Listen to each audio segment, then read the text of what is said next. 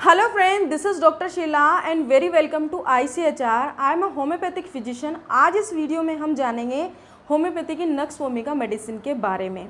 I want to spread awareness about homeopathy and it will be beneficial for those people who are interested in a homeopathy and for the beginners who want to do practice. तो हम nux vomica की शुरुआत करते हैं. Nux vomica जिसका common नाम है poison नट, ये एक लैटिन वर्ड से लिया गया शब्द है जिसमें नक्स का मतलब होता है नट और वोमेरी का मतलब होता है वॉमिटिंग. इसलिए ये मेडिसिन सबसे ज़्यादा जो गैस्ट्रिक इश्यूज़ होते हैं उनमें काम में आने वाली मेडिसिन है. नक्स वोमिका के जो सीड्स होते हैं उनमें दो तरह के प्रिंसिपल एल्कलॉइड्स मिलते हैं जिनका नाम है स्ट्रिक्निन और brucine. Strychnine is a more poisonous than the brucine, जिसमें किसी भी तरह की कोई गंध नहीं होती है, सिर्फ उसका जो टेस्ट होता है वो बहुत कड़वा होता है. नक्स वोमिका को हिंदी में कुचला भी कहते हैं. कुचला के विष से बनने वाली दवाई जिसे नक्स वोमिका कहते हैं. नक्स वोमिका का जो मेंटल एस्पेक्ट होता है उसको हम पहले जानेंगे. नक्स वोमिका का जो पेशेंट होता है बहुत इरिटेबल, जेलस, नर्वस, एंग्जियस, चिड़चिड़ा, गुस्सेल, इस तरह का पेशेंट होता है. अगर आप उससे कोई बात बोलते हैं तो वो गुस्से में आके लड़ने लग जाता है. घर में अगर कोई उसकी बात काट देता है तो वो गुस्से में उसको थप्पड़ तक मार देता है. तो इस तरह का बहुत इरिटेबल तरह का पेशेंट होता है, जिसमें से एक सिम्टम निकल के आता है the patient is a very irritable, anxious, jealous and incline to get excited, angry, find faults and scolds. दूसरों में कमियां निकालता है और कमियां निकाल के दूसरों को डांटने लग जाता है. इस तरह का पेशेंट होता है. दूसरा जो पिकुलर सिम्टम होता है वो होता है कि जो ये पेशेंट होते हैं वो जनरली सीडेंट्री हैबिट्स वाले जो लोग होते हैं उनमें सबसे ज़्यादा मिलती है. जो पेशेंट जनरली क्या होता है कि जो बैंक में काम करने वाले व्यक्ति होते हैं जिनका मेंटल वर्क तो बहुत होता है लेकिन फिज़िकल वर्क नहीं होता है. उसी तरह से जो बाबू होते हैं जो ऑफिस में कार्य करते हैं वो सीट के चिपके रहते हैं, उनका मेंटल वर्क होता है और फिज़िकल वर्क बहुत कम होता है. तो यहाँ पर जो सिम्टम निकल के आता है वांट ऑफ एक्सरसाइज, यानी कि पेशेंट मेंटल वर्क तो बहुत कर रहा है लेकिन फिज़िकल वर्क उसका कुछ भी नहीं होता है. तो उसमें जो कंप्लेंट्स एग्रावेट होंगी वो इसी कारण से शुरुआत होती है.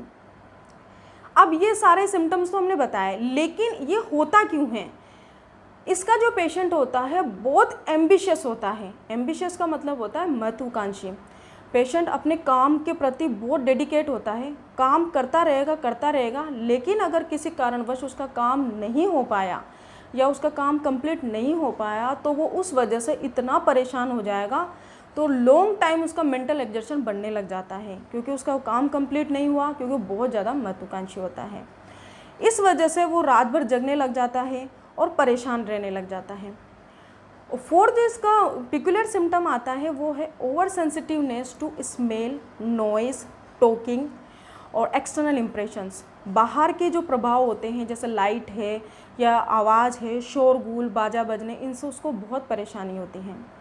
जो मेंटल जो सिम्टम्स होते हैं वो इस तरह से होते हैं. इसके अलावा जब हमने इसका जो नाम है नक्स वोमिका, यानी कि नक्स मतलब नट, वोमेरे मीन्स वॉमिटिंग, तो यानी कि गैस्ट्रिक जो प्रॉब्लम होती है उनमें नक्स वोमिका बहुत अच्छी मेडिसिन है. इसके गैस्ट्रिक सिम्टम किस तरह के होते हैं? पेशेंट जब भी खाना खाता है उसके बाद उसके पेट में हवा भरने लग जाती है, उसके पेट में दर्द होने लग जाएगा. पेशेंट को ऐसा लगेगा कि मेरे पेट में पत्थर जैसा महसूस होता है, उसको कड़ापन से फीलिंग आती है और फिर वो स्टूल के लिए जाता है, फिर थोड़ा सा मल पास करके आता है, फिर दोबारा जाता है, फिर वो 2-3 बार लगातार जाता रहता है. फिर भी उसको ऐसा लगता है कि उसका मल पूरी तरह से पास आउट नहीं हुआ है, मतलब वो पूरी तरह से सेटिस्फाइड नहीं हो पाता है. तो यहाँ जो सिम्टम्स निकल के आता है वो निकल के आता है constipation for frequent and ineffectual desire for the stool. Patient जाएगा वापस आ जाएगा. लेकिन ये होता क्यों है?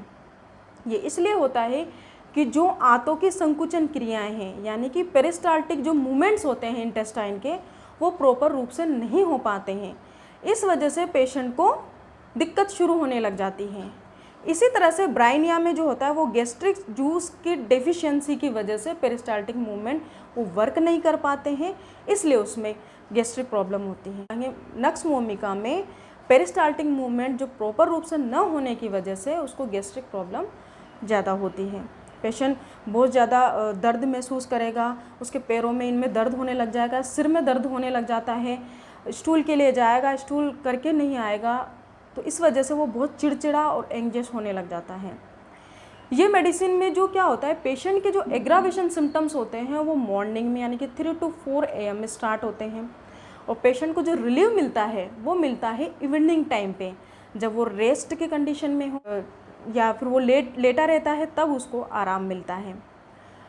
पेशेंट जब भी कॉन्स्टिपेशन से सफ़र करता है तो उसको ऐसा लगता है कि if I could vomit I would feel so much better, अगर मैं वॉमिटिंग कर दूंगा तो मुझे अच्छा महसूस होगा, इसलिए उसको बार बार नोजिया होता रहता है। नोजिया मतलब जिसे मितली कहते हैं, और बार बार उसको नोजिया की डिज़ायर होती है लेकिन उसको वॉमिटिंग नहीं होती है। तो वो ऐसा सोचता है कि अगर मुझे वॉमिटिंग हो जाए तो मुझे आराम मिल जाएगा। तो इस तरह से पेशेंट में ये सिम्टम आने लग जाते हैं, और इनमें ज़्यादातर ये सिम्टम किन में मिलते हैं, उन लोगों में मिलते हैं जो या तो जिनकी इर्रेगुलर डाइट होती है, या फिर जो टोबैको, अल्कोहल या ओवर ईटिंग करते हैं, या फास्ट फूड जो ज़्यादा लेते हैं, या फिर ज़्यादा खाना खा लेते हैं, तो उन लोगों में ये ज़्यादा मिलती है। जो मॉडर्न सोसाइटी वाले जो लोग होते हैं, जो लिविंग स्टैंडर्ड के जो लोग होते हैं, उन लोगों में ये समस्या ज़्यादा कॉमन मिलती है। इसके फीवर में क्या होता है, पेशेंट को इतनी ज़्यादा सर्दी लगती है, वो अपने आप को कवर अप करके रखता है। अगर ज़रा सा भी उसकी रजाई थोड़ी सी भी इधर उधर हो जाती है तो वो इतनी ठंड महसूस करता है, इवन वो अंगीठी के पास भी बैठ जाए तब भी उसको ठंड उसकी जाती नहीं है। तो यानी कि जो नक्स वोमिका का पेशेंट होता है वो बहुत ज़्यादा चिली होता है, इसलिए जो ये मेडिसिन होती है चिली रेमेडी में आती है। और ये पॉलीक्रस्ट रेमेडी है। पॉलीक्रस्ट रेमेडी का मतलब होता है कि जो मेडिसिन मोस्ट ऑफ डिजीज़ को कवर करती है, न कि एक ही डिजीज़ को कवर करती है। तो नक्स वोमिका ज़्यादा तौर पे गैस्ट्रिक इश्यूज़ में काम आती हैं। हालांकि ये उन लोगों के लिए भी बहुत ज़्यादा उपयोगी होती है जो एकदम बाहर निकलते हैं, सर्दी में उनको हवा का झोंका लग जाता है तो उनको एकदम सडन कफ बैठ जाता है और वो ठंड महसूस करने लग जाते हैं और उनको कफ बनने लग जाएगा नोज में, और लगातार वो परेशान होते रहेंगे कफ से। तो उनमें भी ये मेडिसिन बहुत उपयोगी होती है। जो नक्स वोमिका वर्क करती है, और इनके जो एग्रावेशन पीरियड होते हैं वो मॉर्निंग को होते हैं, और रिलैक्सेशन जो होता है वो इवनिंग में होता है। तो मैं आपको एक केस आपके साथ शेयर करती हूँ। एक महिला हमारी क्लिनिक पे आई जो कि 70 ईयर्स की थी, और she is suffering from chronic constipation. उसको लंबे टाइम से कॉन्स्टिपेशन यानी कि जिसको हिंदी में कब्जी कहते हैं वो थी। वो बहुत परेशान थी।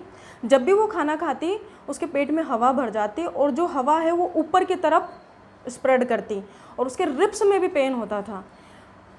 जब भी वो काम करती तो उसको ऐसा लगता कि मेरा काम फुलफ़िल नहीं हो पाया, तो वो इरिटेबल हो जाती, दूसरों पे गुस्सा करती। तो इस केस में हमने उनको नक्स वोमिका प्रेस्क्राइब करी, तो पेशेंट को रिलीफ मिला।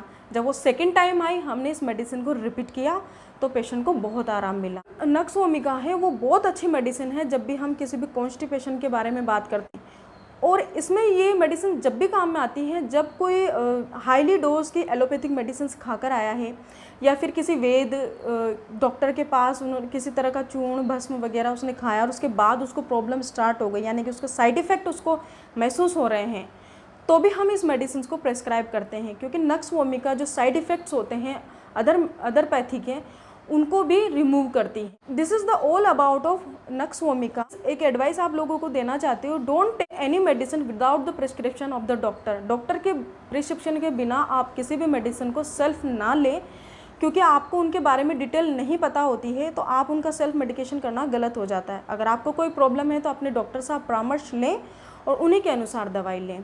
तो मिलते हैं नेक्स्ट वीडियो में। इसी तरह हम इंफॉर्मेटिव वीडियो को आपके सामने लाते रहेंगे। Thank you.